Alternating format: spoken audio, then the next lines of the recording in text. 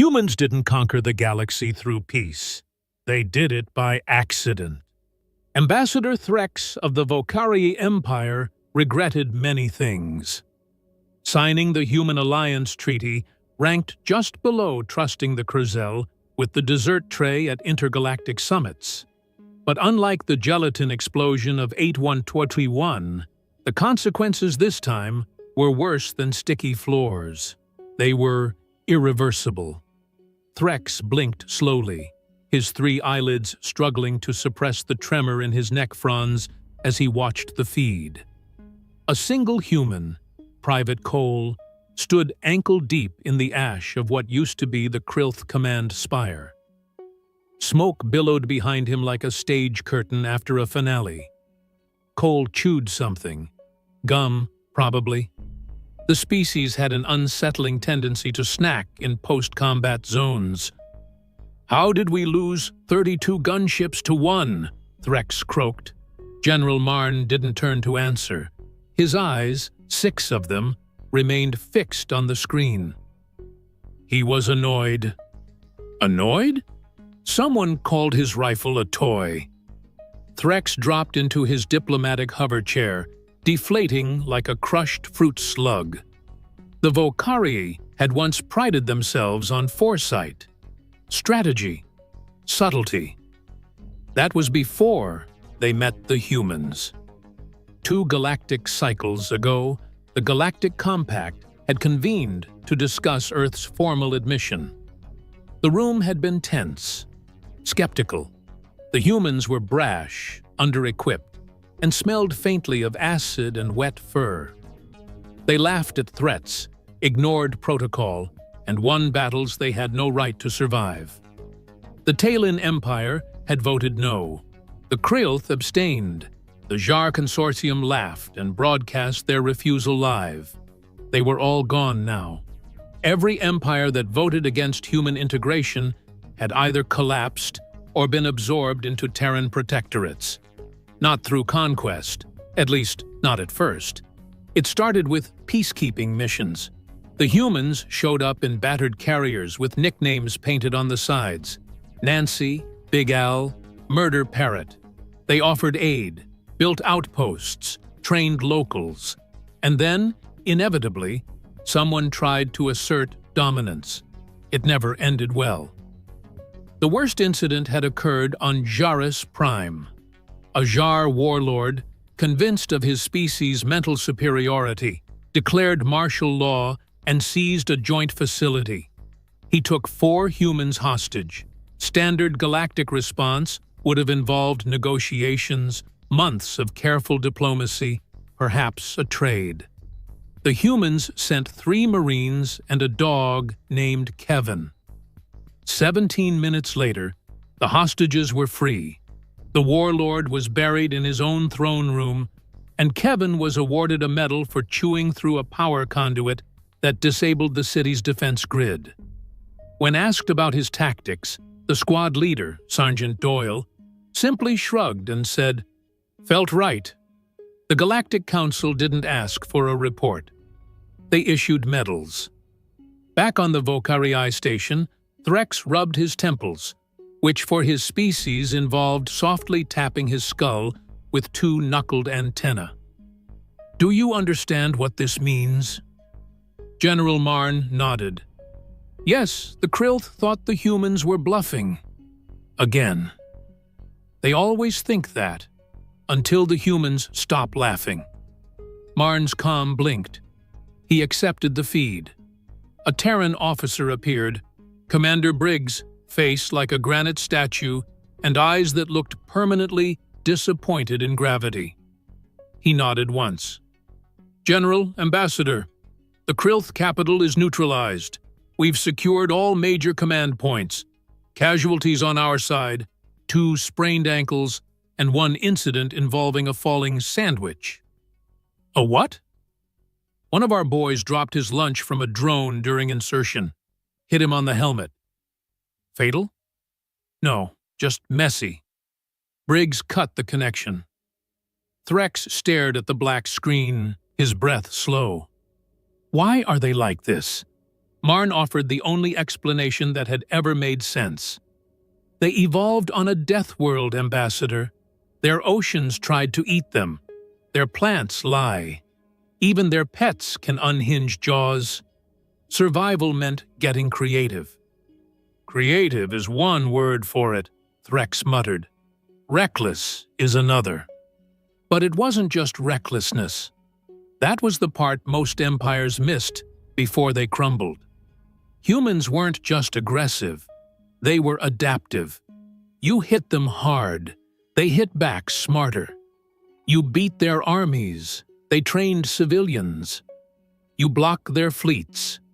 They sneak through asteroid belts with mining rigs strapped with railguns. The only consistent thing about humans was that they never fought the same way twice, and they always made friends where they went. The Kurzil joined the Alliance after a human ship crashed in their swamplands, and the crew taught them how to barbecue. The Vunari signed up after human engineers saved their sun from collapse using duct tape and optimism. Even the Tharn, a species that viewed emotion as weakness, aligned with Earth after one human told a joke during a siege that made an entire squad laugh so hard they accidentally surrendered. Now, the galaxy was split in two. Those who allied with Earth and those who didn't exist anymore. General Marn turned to the window. Outside, Earth fleet cruisers glided silently past the stars. Sleek, efficient, scarred. Not a show of force, just presence. A reminder. Another empire just voted no, Marn said after a pause. The Darnak sovereignty. Threx closed his eyes. How long do they have? Hard to say. They insulted a diplomat at breakfast. Humans don't have diplomats. They have Marines in suits. Exactly. The ambassador groaned. There was a knock. 3 sharp raps on the chamber door. Threx jumped. Marn calmly opened it. A human entered, tall, relaxed, smelling faintly of motor oil and spice. His badge read, Lieutenant Graves, Cultural Liaison. The title was deceptive. Last week, Graves had single-handedly resolved a hostage crisis by walking into the stronghold with a cooler of drinks, 3 ballpoint pens, and a tube of something called wasabi. Graves smiled. Heard we're talking about the Krilth situation. Threx didn't answer. Graves sat down anyway. You know, Graves said, legs crossed, we didn't mean to scare everyone. Threx snorted. And yet, you do. We just show up. We help out. Things go sideways sometimes, but that's the job. Sideways? Your people flattened the Krilth War Council. Well, yeah. They threw a chair at Jenkins. Marn blinked. Who's Jenkins? Our medic. He was patching up one of their injured guys. Then, wham, steel chair. Bad choice. Threx buried his face in his hands. Do you understand how long the Krilth reigned? Graves shrugged. Longer than most. Not longer than us. The silence was heavy. Then, softly, Marn asked, What do you want from the rest of us? Graves stood. We don't want anything. But if you're gonna pick a side, pick the one with snacks. He left without another word. Threx looked at Marn. I don't know if they're insane or brilliant. Marn watched the humans' retreating form. They're both, and that's why they win. 2 weeks later, the Darnak sovereignty ceased all known transmissions. It wasn't official. No grand declaration. No formal surrender. Their fleet disappeared from long-range scans. Their embassy on Corda Station was abandoned overnight. Not a single word from their prime strategist, their trade ministers, or their famously smug fleet commander. Just silence. Thick and deliberate. a silence only humans could cause without firing a single orbital cannon. "Do we know what happened?" Threx asked, staring at the galactic incident report. "Nothing confirmed," Marn replied, mandibles twitching. "Only that a Terran science ship entered Darnak space last cycle, registered as unarmed. Civilian crew." Threx looked up. "Unarmed?" "Technically. It was the TSV Haberdasher, botany vessel, one of their smaller ones." "What does a botany vessel do to an empire?" Marn pulled up a side feed. "Apparently, planted corn. Aggressively." Footage rolled. Darnak landing fields, once stark and steel gray, now bloomed with rows of green. The crops spread unnaturally fast. Within hours, roots cracked pavement. By nightfall, Darnak drones were tangled in vines. By the end of the next cycle, their planetary power grid was offline, overgrown, quite literally, with corn. "They terraformed them?" Threx whispered. "Not exactly, just fertilized." Threx rubbed his fronds slowly, as if trying to wipe away the confusion. "Why, because," Marn said, "one of their researchers read a Darnak speech, calling Terran food biological trash." A long pause passed before Threx muttered, "We should start evacuating embassies of non-allied systems." Outside the viewport, the human diplomatic fleet docked. Each ship bore different names.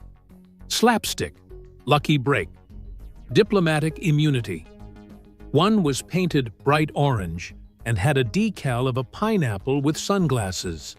And yet every one of them was rated for deep space combat, infiltration support, and atmosphere breach. Threx turned away from the window, unease growing. "When did diplomacy start wearing armor?" Marn replied without looking up. "When aliens thought soft targets meant humans." A comm alert pinged. Another human was en route to the station. This one bore the rank of Major, from a unit known only by its call sign, Gambler's Choir. Rumor claimed they ran psychological warfare ops using laughter, live music, and prank calls. The files were sealed under 6 layers of redaction, and yet everyone knew their name. And no one wanted to meet them. The door opened before the tension could settle. He walked in like he owned gravity. Major Declan Shaw. Broad-shouldered, jacket half-zipped, stubble unshaved, chewing something that made his jaw clench with a slow, deliberate rhythm. He nodded at Marn, then fixed Threx with a look that seemed both casual and piercing. "Evening, gentlemen." "It's morning," Threx muttered. "Not where I'm from." He dropped into a chair and propped his boots on the hollow table, which flickered in protest. A datapad slid from his coat pocket and landed with a soft thud. "I assume you're here to brief us on the Darnak situation?" Marn asked. Shaw raised one brow. "Which part, the corn, the screaming, or the radio jamming with bagpipes?" Threx froze. "Bagpipes?" Shaw grinned. "They work wonders. The Darnak comms went down 5 minutes into the first tune. Their military AI suffered what I think was called existential fatigue. Was this sanctioned?" Shaw chewed a bit, then said, "Not explicitly unsanctioned." Threx felt his blood cool. "You do understand this could trigger retaliation?" "No, Ambassador," Shaw replied, his tone hardening just slightly. "It won't. Because retaliation implies someone's left standing to push back. The corn wasn't just symbolic. We salted their strategic servers with fast-growing enzyme disruptors. They won't rearm for years, maybe never." Marn's upper left eye twitched. "And if someone else decides to make an example of Earth?" "They can try," Shaw said, standing, "but they'll have to be clever, fast, and immune to embarrassment. That last part's rare. He left, without waiting for a reply. The silence that followed was louder than a battle report. Threx stood slowly, moving to the galactic projection at the center of the room. Dozens of systems glowed blue, aligned, cooperative, stable. A few flickered amber, neutral or distant. Only 5 still burned red. "That's it then," he muttered. 5 left. "They'll fall," Marn said. "Or bend." Marn didn't answer. Far from the Council, aboard the TSV Mudskipper, a scout vessel disguised as a survey ship, Corporal Dean Reese leaned over a console and frowned. "Hey, Sarge," he called out. Sergeant McCall looked up from his rations. "Yeah? You ever heard of the Thulex Combine?" McCall set down his protein bar. "Yeah, real nasty. Think they're descended from apex carnivores. Claws, fangs, the works. What about them?" "They've got a fleet gathering near the Veil line. Looks like they're getting ready for a push." McCall stood, wiping his hands. "Orders?" "HQ says we're to observe and provide flavor, whatever that means." McCall grinned. "That means we mess with them." Reese swallowed. "We're 2 people in a disguised garbage scow." "Exactly. They'll never expect it." He clapped Reese on the back and started for the armory. Back on the bridge, Reese sighed, then flipped open the playbook labeled Low-Intensity Harassment Protocols. It had been issued by Earth Command with annotations like, "If cornered, insult their footwear," and "Fireworks are a viable distraction." On the cover, someone had drawn a stick figure planting a flag on an alien skull with the caption, "Oops." Reese began prepping the audio disruptors. Meanwhile, on Thulex Prime, Commander Jarketh snarled at the reports pouring in. "Again?" he barked. "They mimicked our training signals and inserted—" "What?" His officer hesitated. "Rick Astley, sir." "What is that?" "We don't know, but morale is collapsing. Half the barracks are chanting the chorus." Jarketh slammed a clawed fist on the console. "What kind of creatures are these?" Back on the Mudskipper, McCall finished lacing his boots. "Creatures that fight with joy, confusion, and a mean kazoo solo." Back on the Vocaria station, Threx scrolled through the newest batch of Terran Alliance applications. Species that once mocked humanity now sent delegations wrapped in ceremonial robes, bringing offerings and peace proposals. One empire offered tribute in the form of a moon-sized statue. Another swore fealty if humans would just not look at them funny ever again. The galaxy had not fallen to Earth's military. It had been out-weirded. Threx shook his head. "How did this happen?" Marn gave the same answer every time. "They made friends, and they never told the same joke twice."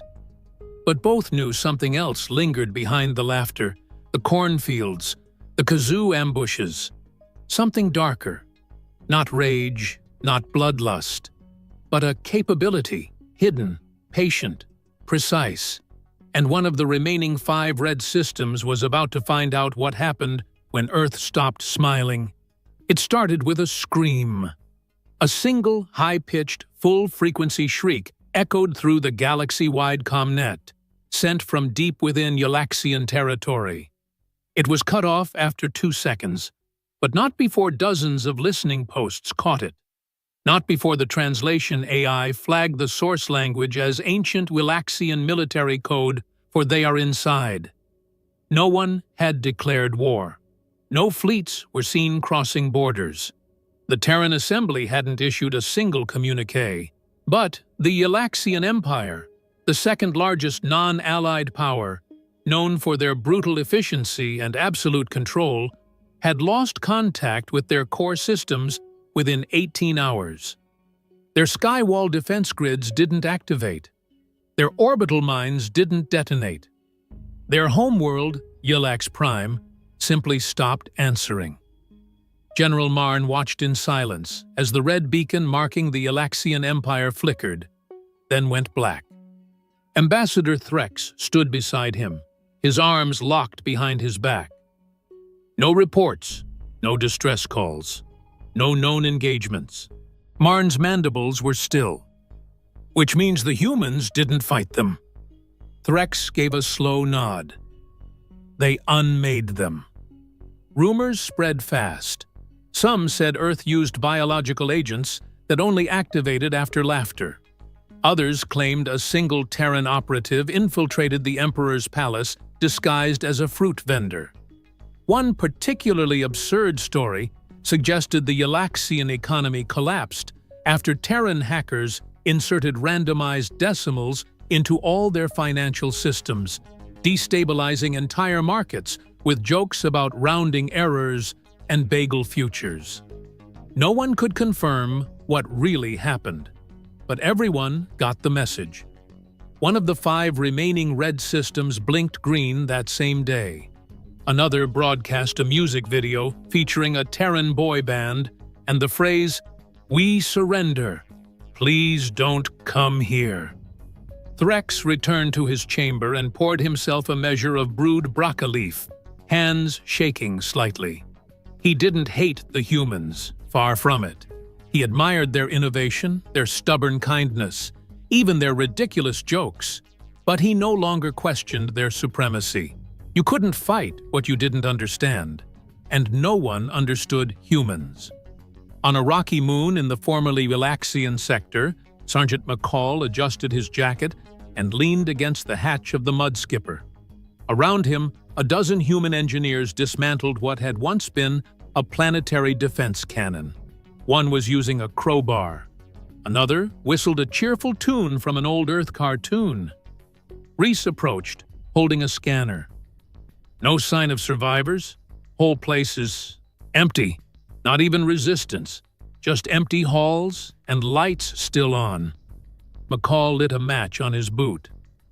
Kinda spooky, huh? They say this was their capital defense node.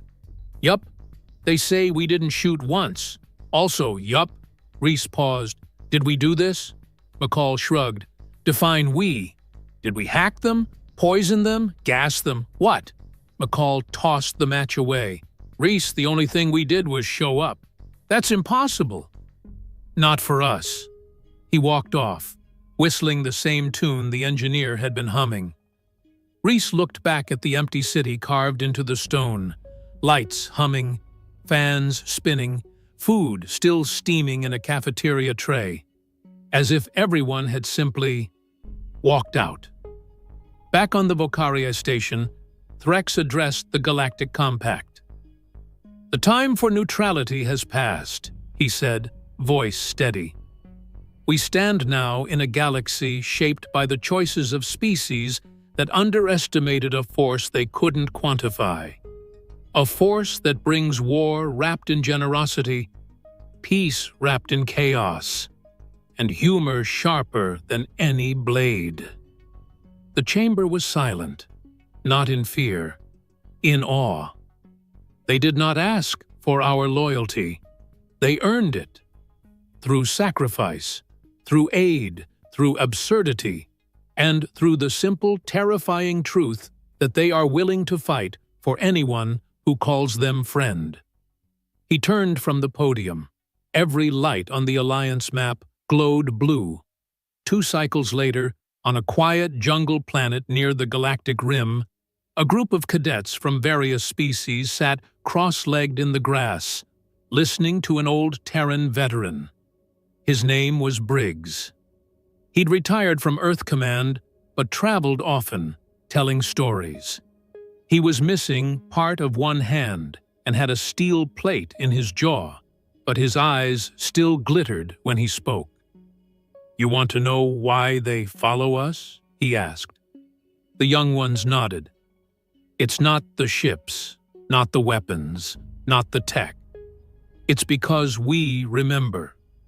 Every scar, every promise, every laugh. We don't abandon people." He pointed to a tree where a carving read, Kevin was here. Beneath it, a crude doodle of a four-legged creature and the initials TSF-K9.